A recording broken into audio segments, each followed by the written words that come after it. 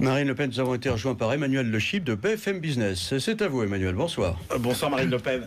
Bon, on a bien compris, avec Olivier, tout le mal que vous pensez de la politique européenne en général. J'ai quand même envie de vous demander, parce que c'est important pour la suite, est-ce que vous arrivez quand même à faire une hiérarchie dans l'ordre des fléaux? C'est-à-dire, si on met, par exemple, l'euro, si on met la politique de concurrence, si on met la politique d'ouverture des frontières, est-ce qu'il y a des sujets là-dedans qui vous paraissent plus difficile que les autres, ou bien est-ce que c'est un ensemble qui vous paraît inextricable? Il y a 4 éléments qui sont fondamentaux et dont il faut obtenir le changement immédiat.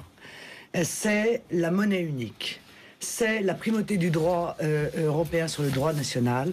C'est toutes les règles qui nous empêchent de mettre en place un patriotisme économique et un protectionnisme, et donc la réindustrialisation de notre pays. Et c'est Schengen, c'est-à-dire cette incapacité, cette interdiction que nous avons de maîtriser nos frontières, et notamment face aux flux migratoires. Voilà les 4 éléments qui, à mon avis, touchent aux intérêts vitaux de notre pays. Alors après, ce qui est toujours troublant, c'est que quand on regarde un petit peu les performances des différents pays, et là je voudrais parler de quelques secteurs, on se dit quand même, tous ne réalisent pas les mêmes performances, bien qu'ils aient l'air de courir avec les mêmes boulets aux pieds. Je prends l'exemple de l'automobile. Est-ce que vous considérez que les difficultés de nos constructeurs automobiles sont en partie de la responsabilité de la France, entre guillemets, c'est-à-dire d'un manque de stratégie, de problématiques domestiques, ou bien est-ce que c'est vraiment la faute à l'Europe? Quand on regarde les constructeurs, alors il n'y a pas que les constructeurs allemands, il y en a d'autres qui vont bien en Europe.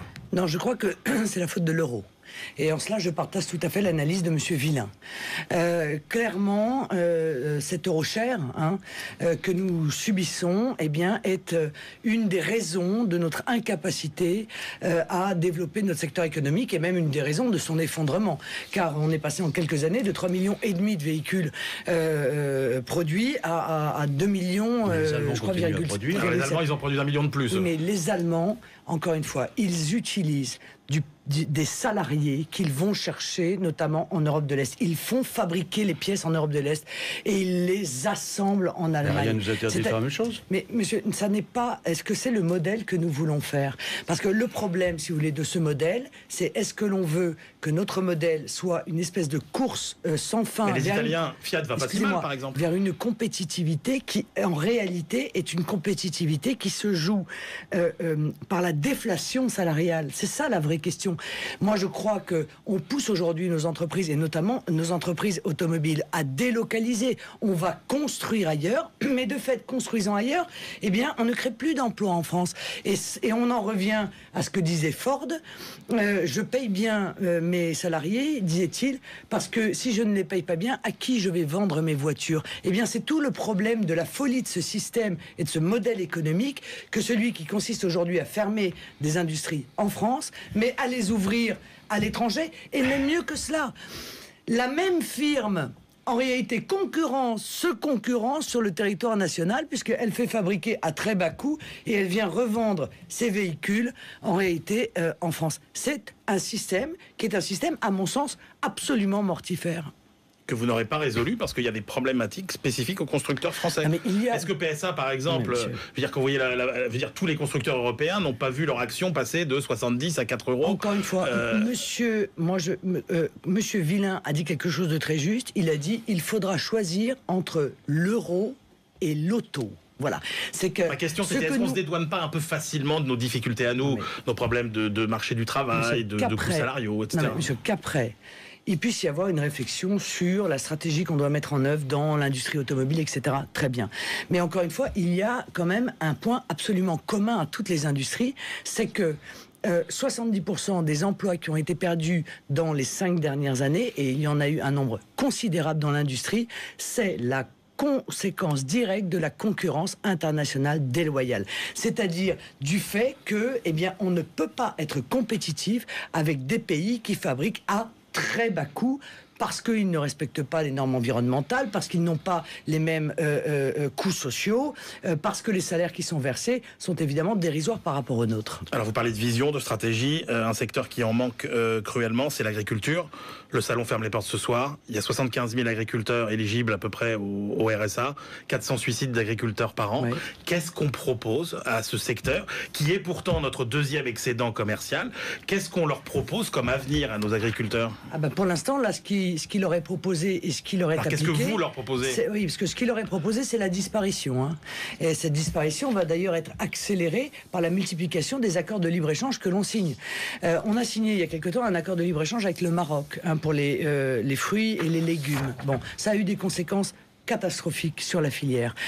Aujourd'hui, on envisage, comme je le disais tout à l'heure, un accord de libre-échange avec les USA. C'est la fin programmée de l'agriculture française, car nous ne résisterons pas à cette concurrence, avec au passage d'ailleurs des problèmes tout de même sanitaires lourds, parce que la viande américaine, elle est lavée à l'acide lactique dans le meilleur des cas et au chlore dans le pire des cas. Bon, et cela sans que d'ailleurs ça n'ait fait hurler aucun des députés écologistes. On se demande vraiment à quoi ils servent. Bon, en l'occurrence, si vraiment ils s'intéressaient aux problèmes sanitaires, on le saurait et on les entendrait. On ne les entend pas. Bon. On voit bien que la PAC d'ailleurs s'est orientée aujourd'hui vers le soutien aux gros. C'est quand même étonnant, cette Union européenne, elle ne soutient somme toute que ceux qui n'en ont pas besoin. C'est tout de même assez étonnant, et notamment les gros céréaliers, en abandonnant complètement les exploitations familiales, dont 26% tout de même ont disparu dans les 10 dernières années. C'est considérable. Alors là aussi, Est-ce qu'en France, nos agriculteurs ne devraient pas faire preuve quand même d'un peu plus de solidarité entre eux, sans attendre le niveau européen? Nos agriculteurs, ils sont pris en tenaille entre, d'un côté, la grande distribution et la grande industrie des multinationales agroalimentaires, et de l'autre côté, la concurrence internationale déloyale. Bon.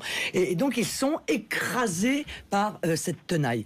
Il est constant que pour pouvoir faire des profits de plus en plus importants, parfois de quelques centimes, ce qui d'ailleurs est à l'origine de la fraude sur le cheval, parce qu'à un moment donné, on contracte le prix, et puis quand on peut plus contracter, eh bien, on change en réalité le produit et on met un produit entre guillemets bas de gamme ou moins cher. C'est ce qui a été le cas dans cette affaire de fraude.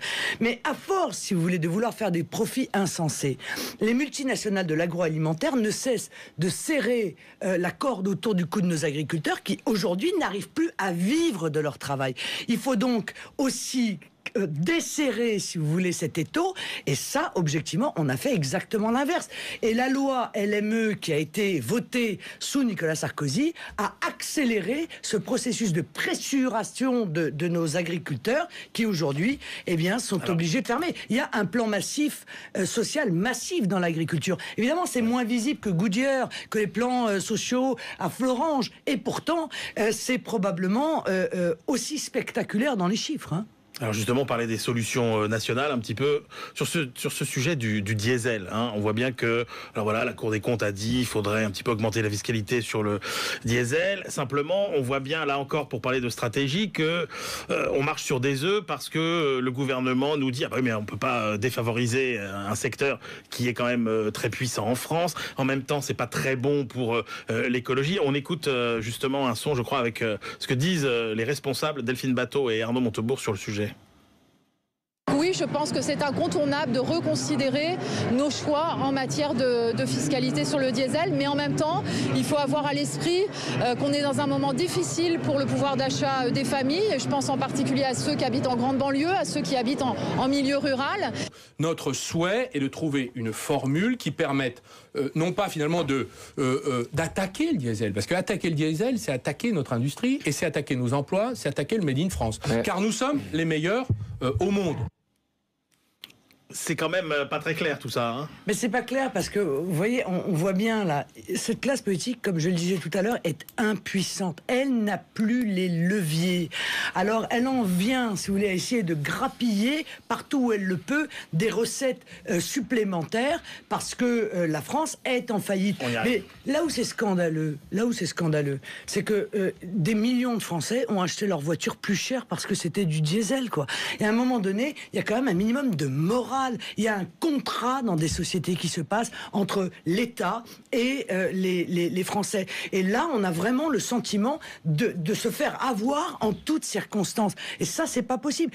À force de rompre ce contrat, les Français finiront eux aussi à un moment donné peut-être par rompre eux-mêmes leur contrat, et on arrivera peut-être à ce qui est arrivé, puisque je n'ai pas pu terminer tout à l'heure, en Bulgarie, où personne n'en a entendu parler, mais où une mini-révolution, parce que c'est comme ça qu'il faut l'appeler, hein, une mini-révolution, a entraîné la chute du gouvernement et la chute du Parlement. C'est quand même pas anodin au sein de l'Union européenne. Et ça, dans l'indifférence générale des médias, ce qui est tout de même assez étonnant. Non, parce que le facteur commun à tout ça, c'est qu'on sent bien que partout en Europe, effectivement, l'austérité commence à montrer un peu ses limites. Alors, je vous demande pas où vous couperiez dans la dépense publique, parce que vous allez me dire, on change pas de système, etc.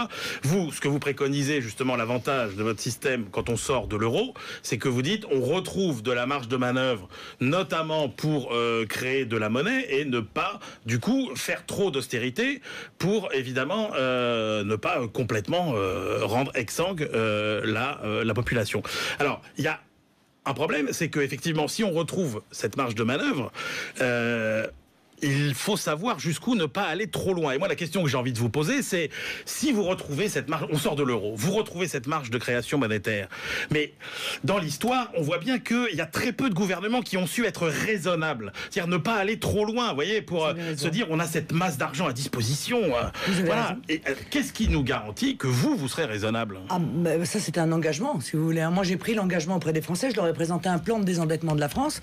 J'ai pris l'engagement de monétiser 100 milliards par an. C'est 5% de la masse monétaire. Or, la BCE et le FMI admettent qu'à 5% de la masse monétaire, il n'y a pas d'inflation. Ou en tout cas, une inflation qui n'est pas insupportable. Ça peut aller à 3,5 ou à 4%, mais ça crée évidemment à côté le retour vers le plein emploi. Bon, c'est ça en réalité. Hein.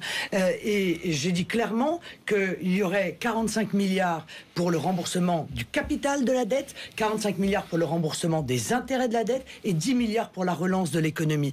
Eh bien, je crois que c'est le seul moyen de se désendetter. Au moment où on se parle, hein, eh bien, on emprunte chaque seconde un SMIC brut pour rembourser les intérêts de la dette. Seulement les intérêts de la dette. Pour le reste, on emprunte 10 000 euros par seconde. Alors, mais est-ce que vous imaginez comment est-ce que que nous disent ceux qui nous gouvernent sur la date à laquelle, dans leur esprit, on pourra commencer à rembourser le capital de la dette? La réponse est jamais. On n'y arrivera jamais. Nous sommes donc en situation de surendettement. On ne s'en sortira pas.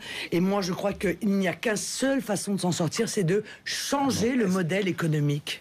Allez, 10 secondes. Et d'ailleurs, la Grande-Bretagne est en train de se désendetter. Est-ce que malgré cette facilité, entre guillemets, vous faites quand même une réduction de la dépense publique, vous modernisez quand même l'État? Est-ce que vous êtes contente de la qualité du service public aujourd'hui en France, compte tenu de ce qui nous coûte? Mais bien sûr que c'est améliorable. Évidemment que non. On paye de plus en plus d'impôts. On a de moins en moins de retours. On a moins de santé, de moins bonne qualité. On a moins de remboursement de médicaments. On a moins de police. On a une justice plus lente, etc., etc. Mais le problème, c'est qu'il faut faire des grandes économies. Mais il faut faire des choix. Moi, mon choix, c'est de réserver en priorité aux Français, notamment le système de protection sociale. L'immigration, c'est un coût qui est considérable, qui est spectaculaire. Bon, c'est pas démontré, c'est pas démontré. Mais si, c'est démontré. Non, écoutez, le plus bas, excusez-moi, le plus bas, c'est 35 milliards. Non, c'est pas vrai. Par an. La moyenne des études, ça rapporte 10 à 12 milliards. Faux, et la moyenne la plus faible, ça coûte 20 milliards. Écoutez, il n'y a pas besoin d'avoir fait HEC.